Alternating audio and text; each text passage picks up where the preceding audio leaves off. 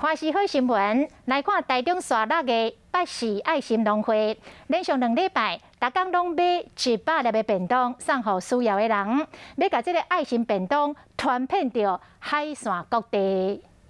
9粒，好。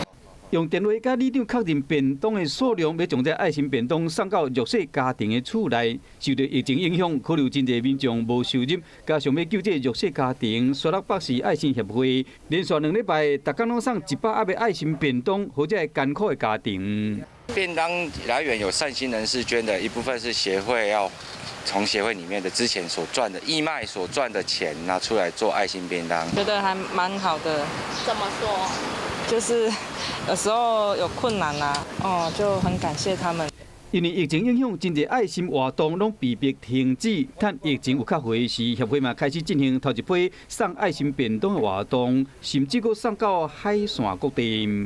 外送就里间是我们志工们都会分发出去，然后最远送到清水、乌溪这一方面都有。